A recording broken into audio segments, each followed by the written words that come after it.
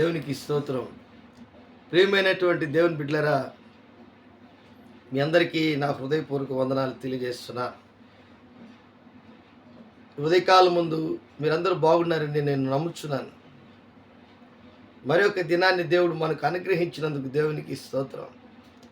ప్రియమైనటువంటి దేవుని బిడ్డలారా, ఈరోజు మన ధ్యాన వాక్యం లూకా సువార్త 18వ అధ్యాయం 1వ వచనంలో ఒక అద్భుతమైనటువంటి మాట యేసుక్రీస్తు ప్రభులు వారు మనకు తెలియపరుస్తున్నారు. వారు విసుగక నిత్యము ప్రార్థన చేయుచుండవలన ననుటకు ఆయన వారితో ఈ ఉపమానం చెప్పెను. దేవుని బిడ్డలారా, బాగా గమనించండి. ఈ యొక్క 18వ అధ్యాయము లూకా సువార్త 1 నుంచి 8 వరకు మనము ధ్యానించినట్లయితే, ఒక విధవరాలు, ఒక అన్యాయస్తుడైనటువంటి న్యాయాధిపతి, అలాగే ఆమె నాకును నా ప్రతివాదికి న్యాయము తీర్చమని అడగడం, ఇవన్నీ కూడా అడుగుచు వచ్చుచుండడం, ఇవన్నీ మనకు చదవబడినటువంటి లేఖన భాగంలో కనబడుతుంది. అయితే ఇది యేసుక్రీస్తు ప్రభుల వారు తనకు నిజముగా మొరపెట్టు వారికి ఆయన ఈ విధముగా ఆయన ఒక మంచి సూచన, అంటే విసుగక. ఈరోజు సబ్జెక్ట్ ఏంటంటే వారు విసుగక నిత్యము ప్రార్థన చేయుచుండ వలననటకు అనే మాటకు దేవుడు జవాబు ఖచ్చితంగా వస్తుంది.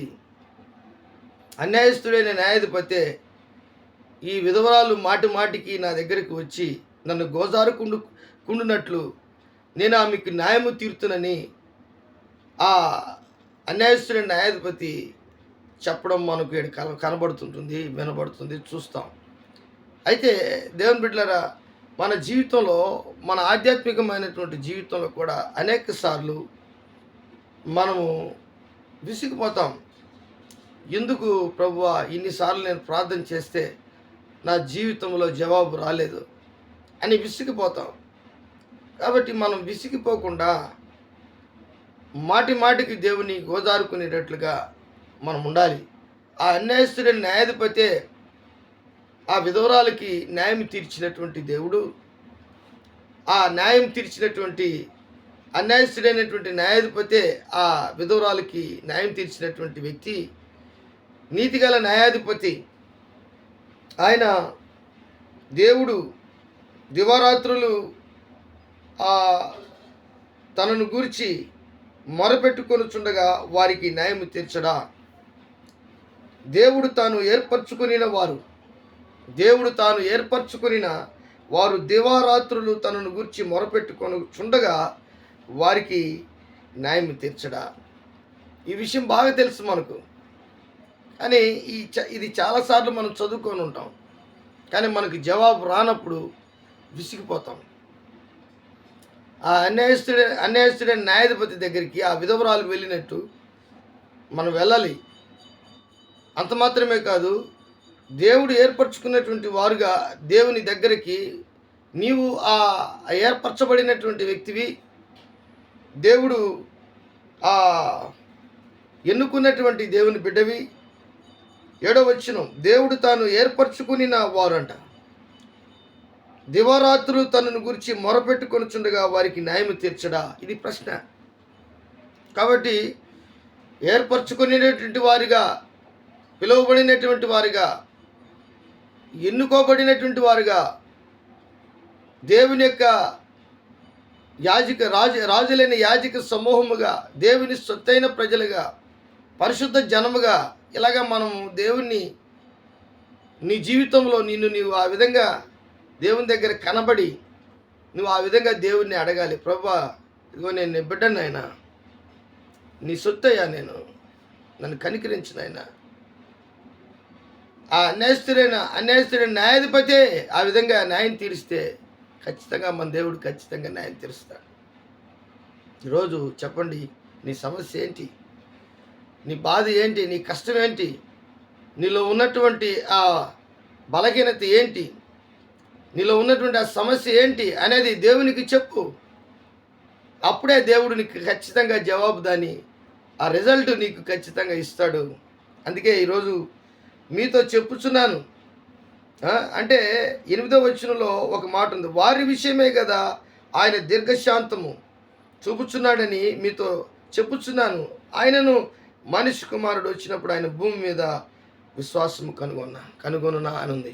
కాబట్టి నీ జీవితంలో ఆయన నీ యొక్క ఆలోచన ప్రకారం కాకుండా, నీ యొక్క ఉద్దేశ ప్రకారం కాకుండా ఒక్కసారి దేవుని ఉద్దేశంలోకి రా, విసుగక ప్రార్థన చేయి.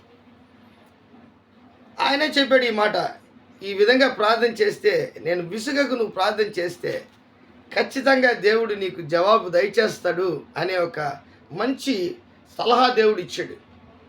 కాబట్టి ఈరోజు ఆ సలహాను మించిపోబాక. విధవరాలికి ఆ అన్యాయస్తుడి న్యాయాధిపతి చేసినటువంటి ఆ న్యాయము దేవుడు విసుగక ప్రార్థన చేయకుండా ఉండేవారికి, అంటే చేసేవారికి, విసిగిపోయినటువంటి వారికి ఇది చాలా వర్తిస్తుంది. నేను బాగా వాక్యం చెప్పొచ్చు, కానీ నేను నా జీవితంలో కార్యములు జరగకపోతే, నేను ప్రార్థన చేయకుండా విసిగిపోతే దానికి అర్థం ఉండదు. ఒక విశ్వాసి ఎప్పుడు కూడా విసిగిపోకూడదు, ఆగిపోకూడదు. ఒక ప్రార్థన జీవితము కొనసాగాలి. ఆ ప్రార్థనే వారికి నేర్పిస్తుంది. వారి జీవితంలో వారికి ఉన్నటువంటి సమస్యలను బట్టి వారు విసిగిపోయి ఆగిపోయినటువంటి పరిస్థితుల్లో వారు ఉంటే దానికి అర్థం ఉండదు. ఆ కష్టంలోనే నీ జీవితంలో ఒక ఆధ్యాత్మికమైనటువంటి ఆలోచన కలిగి విసిగిపోకుండా ముందుకు వెళ్ళాలి. అప్పుడే దేవుడు నీ వైపు చూసి ఖచ్చితంగా నీకు జవాబు దయచేస్తాడు. కాబట్టి ఈరోజు ఇది అర్థమైంది అనుకుంటాను మీకు. కాబట్టి నువ్వు నిజముగా మొరపెట్టే దేవుని బిడ్డగా, దేవుడు తాను ఏర్పరచుకుని వారు దివారాత్రులు తనను గురించి మొరపెట్టుకొనుచుండగా వారికి న్యాయము తీరుస్తాడు. కాబట్టి నీవు ఏ సమస్యలో ఉన్నా సరే ప్రార్థన ఆగిపోకుండా నువ్వు చూసుకోవాలా, నువ్వు విసిగిపోకుండా చూసుకోవాలా. ఎన్ని భయంకరమైనటువంటి కష్టాలు వచ్చినా వారు విసుగక నిత్యము ప్రార్థన చేయుచుండవలన్నట్టుకు ఆయన వారితో ఉపమానం చెప్పాడు. గుర్తుపెట్టుకో, కంటిన్యూ చేయి, ఖచ్చితంగా నీకు రిజల్ట్ వస్తుంది. దేవుడి వాక్యాన్ని దీవించి ఆస్వాదించునుగాక.